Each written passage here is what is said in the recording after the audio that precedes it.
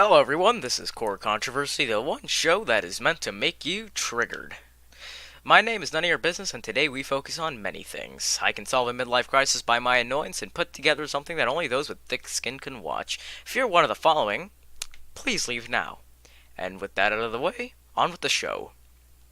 Today, our first topic of interest would be the one that everyone's been preying on since the beginning of time: immigration. As this issue's been a very touchy subject as of lately, I don't care. Anyways, it now is a very big issue, and the way that it's being handled in this country right now is not very ideal to anyone with common sense. Oh, I can't say that. Whatever.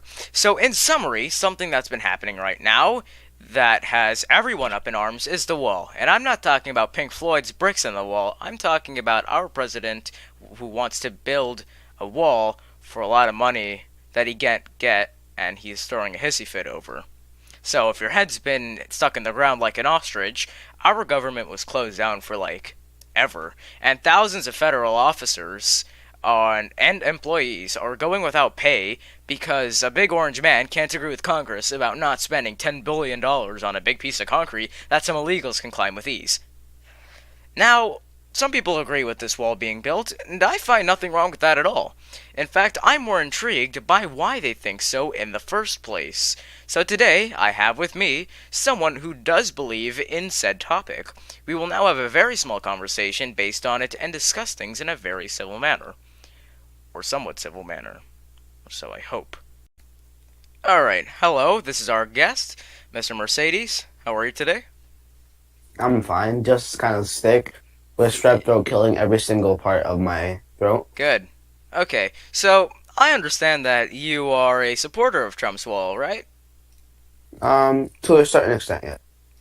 And why? Well, walls have been proven to solve immigration since and security reasons since centuries. But in the main areas of immigration, aren't there already walls built that have barbed wire over them? Yeah, but these walls are very inexpensive, easy to climb over, and So there's you're not saying, enough wait, so security. you're saying that barbed wire is easy to climb over? Yeah, these people bring tools that are capable of doing this stuff. So, okay, I see your point, but it's been proven that the major percentage of immigration doesn't actually come from crossing the border illegally. It comes from forging identification and papers in order to get into this country legally. Actually, that's incorrect. How 40% so? 40% of immigration, illegal immigration, is expired visas. So that leaves 60% to border disputes, such as walking across the border or staying in the country for too long. Well, obviously, but that can also come from coming via a plane or a boat, and their Yeah, visas could still that's expire through 40%. that. Yeah, That's included so in. do you know the percentage within that 40% that comes via crossing over, like driving over, or say going over, like that? Well, I can tell you the driving is very low since you have to go through border checkpoints when Exactly. driving. So wouldn't that be most of them coming via an airplane or something on legal documents but overstaying their welcome? But how about the illegal immigrants that we still haven't found? Well, obviously there's a ton that we still haven't found. We can't track all of them. Exactly. We can't track all of Exactly. them. There's the Exactly. United States Census can't keep up with the amount that we have. We we as of a whole right now, we're dealing with a major immigration crisis that's been going on for quite some time. But why do you think a wall would solve this? Because a wall, it doesn't just secure the country, it imposes a statement that we are sick of this, sick of our country being violated by people who aren't coming here through the system. And according to professionals, this wall would cost anywhere from $8 billion to initially being built up to $70 billion in taxpayers' money at an eventual cost within the years that it's being built, based on materials, the worker's salary, and the fact that the amount of time that it would take to build it. Hmm. That's The a lot of price, money, considering we're a country that's already, what, $20 trillion in debt? Actually, that number of debt has been decreasing as our trade with China and Russia increases through the Trump administration. Well, our debt still is not, it's pretty substantial, but our economy, if you've noticed, has been going down because of our recent ties that's been broken with Middle Eastern oil companies, with President Trump being in administration. Okay, so take it from this perspective. As these people who come here legally, they're wasting money too. They're not paying taxes. They're not Well, anything. obviously, think of That welfare. yeah, exactly. So if those people were paying taxes and were doing that, that'd be those taxes would surmise to amount the same amount as the wall would cost. That's not how taxes work. I'm No, pretty the amount sure that all if you were to put all the illegal immigrants in this country together and you were to make them all pay taxes, it would not come up to $8 billion. yeah, how do you know? Because the majority of this country is actually legally employed and does pay taxes, and you'd Okay, still have to take be it from this raising the perspective. taxes of every single person subsequently when we still have middle class Americans paying for their welfare. We still have middle class Americans paying for them and their welfare, which increases with the amount of family members that they have. So Hmm. it's kind of a big topic here. I mean, Take it. the wall itself, I mean, it's not going to stop the other majority that's coming in through airplanes with forged papers. I know some people who have come here with forged papers, and I could tell you that they haven't faced much problem or reason of incident to get most of the things, right? And they some of them pay taxes, but Okay, take it from it's this perspective. $80 billion is a lot. When you take into account the amount of crime that has been committed, the and how much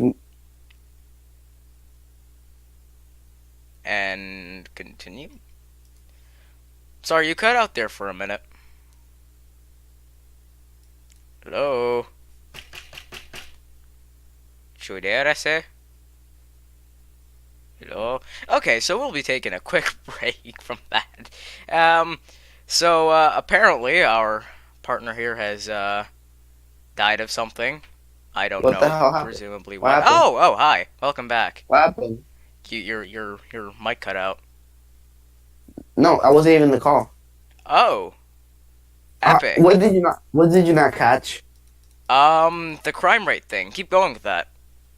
Okay, okay. So our crime rates are increasing. Our security is decreased. So And and we're in $20 trillion in debt. yeah, also If our government shut down and we have no federal employees and we just want to if shut down the border. That's not gonna work. well, probably because the Democrats aren't willing to add any compromise. Well, I'm pretty sure that causing a little bit of a hissy fit over a wall not being built and shutting down our entire government for weeks on end when putting federal employees out of the job without pay for a giant set of time is not the best solution. I'd rather have that than become a socialist country, as many Democrats are proposing. I'm sorry, but if you're a federal employee that has a family to feed and you aren't getting paid for an entire month straight, you would rather have that? Apart from not having a wall built that was probably going to make your taxes skyrocket. Oh, Think of the federal tax that would be imposed on every single American, and think of that added on to the construction of a wall that will improvise and it will be built across most of the U.S. Mexican border, right? That goes through towns and has to actually, be that's incorrect. That's well, there's incorrect. gonna be The a little. wall. Wait, there's gonna be. Okay, so it won't be going through houses, obviously, but it'll be going around them. Now, if you were to No, think of that's this, not what that I mean. means. That's not what I mean. That's correct. No, like, think of this. It would have to go into Mexico and into America multiple times to avoid the natural boundaries and the physical already built boundaries that are there, right? Now that means that we have to decide who gets what land and what gets divided up. And think of it, Mr. Trump has how many years left in office? Oh yeah, that's right, not that many. He has around one One and and a a half, half, unless he wins re-elect. unless he gets reelected. And according to most people, it's saying that he won't get reelected by popular vote. But then again, our electoral college is pretty broken. Yeah, So, that's tough. yep. Democrats gonna have to suck it up. Mm. So, thanks for putting your input on this. This has been going on for approximately 8 minutes, and with all the rest of the clips, this is going to be a little bit long. So, thank you for inputting your decision. I highly respect that, and I think we can all agree to disagree about some of these viewpoints and the wall itself and all the things that are being built and the American view. So, thank you Okay. for that. And Before we leave, mm, I need to tell you something. what's Look that? up the AOC Green New Deal. I think it'll change your opinion on how our taxes in the wall. Okay, okay, I'll take a look at that afterwards. But thank you and goodbye. So, now that we have that bit out of the way, I think we can all agree to disagree that the wall itself has many viewpoints. On a personal point in matter, based on logical research, I can easily come up with a better solution. Oh wait, I already have. But will I say it here? Pff, no. Alright, so the next topic of conversation that I would like to lightly touch on is police and quote unquote brutality. Now, there's a ton of posts that always go around saying things like, so and so officer killed this man today who was innocent. But do we know that for a fact? So, people like this, they provide videos, sometimes taken way out of context, without body camera footage, dash cam footage, etc. And the topic of controversy that was floating around would be two officers dealing with a man outside a convenience store that was acting suspicious, according to the shopkeep. Now, this video floated around a little bit ago, and the cops try to get him away from the shop and talk to them, and they see him reaching into his pocket constantly. So they order him to take his hands out. In the process of doing this, he lifts his shirt up, revealing a handgun tucked in his waistband. And the second officer, noticed. They tell him to keep his hands where they can see him, and guess what? He doesn't. So he takes off running, and his hand is seen being put into his waistband as he's running. And then one of the officers tackles him after a failed taser attempt. So he reaches for his gun, and the officer manages to take the gun from his hands and escape. According to the officer, the gun was pointed at his face during the fight, and so when the officer got out from that, he shot him. At the same time, his partner, who saw this happening, when the officer moved back away from this man, he mag dumped him. Mag dumping being he shot the dude 10 times, 10 rounds into him, while the original officer shot the man with 2 shots from the suspect's own gun.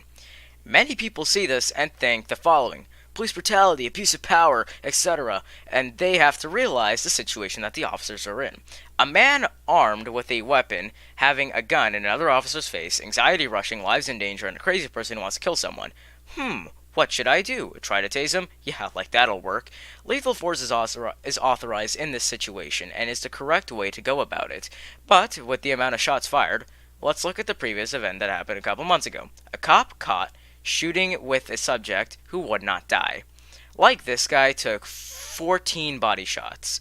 The officer emptied 2 magazines of Glock ammunition before the suspect went down in his attempt to kill the officer.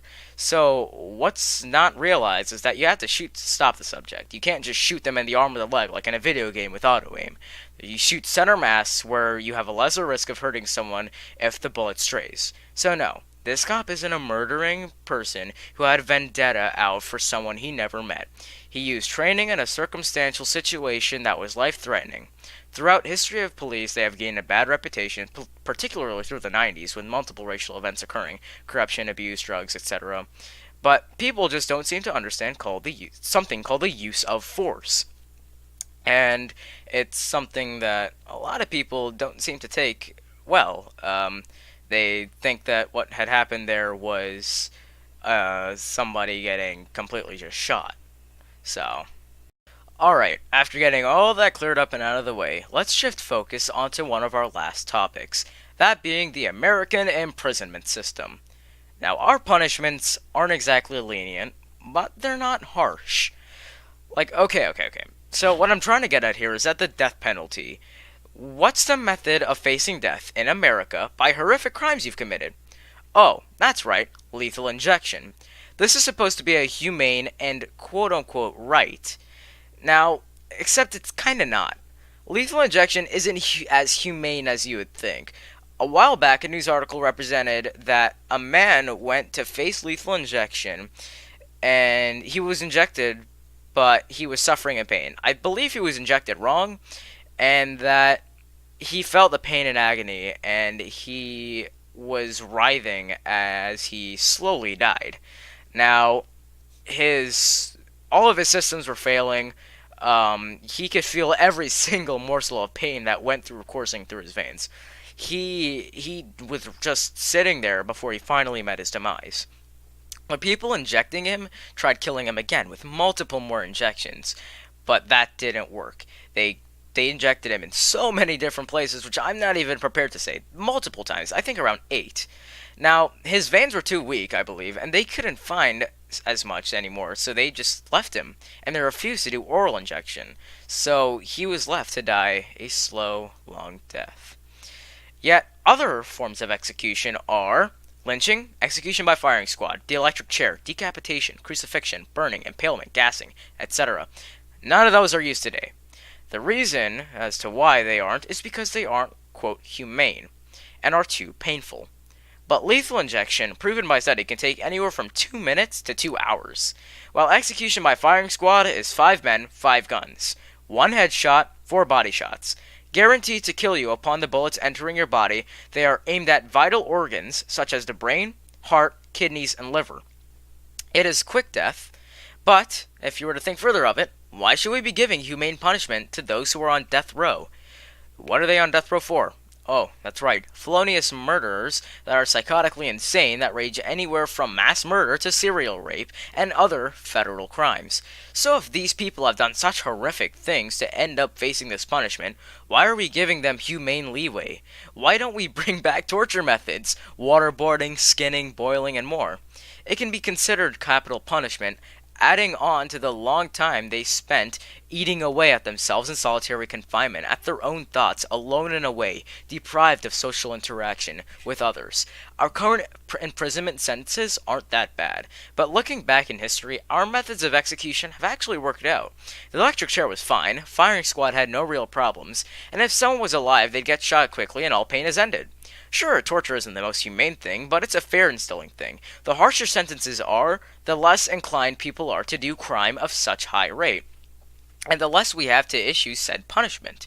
Historically, most imprisonment was wrong, but with a clean judiciary and a logical installation of harsher sentence, it could potentially reduce the amount of death sentences needed in America.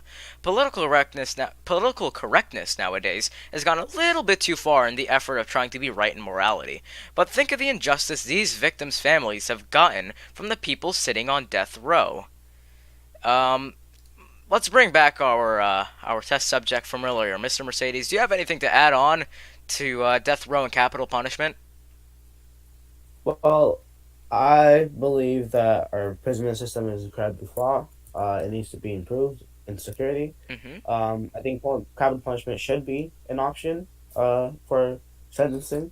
I believe it should also be taken considering of the crime the person had committed.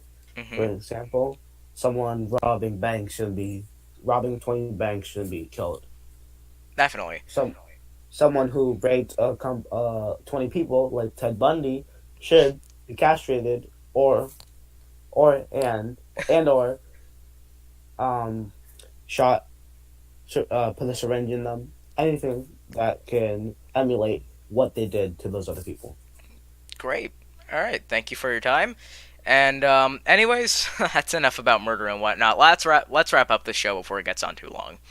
Yet to talk about more topics, maybe another time I'll make one on free will. But this has been the controversial views of I, me, mine. And that wraps up this episode. Thank you for watching. Researched and accounted for opinions that have a high likely chance of affecting people who are more sensitive than an old man's teeth with no enamel.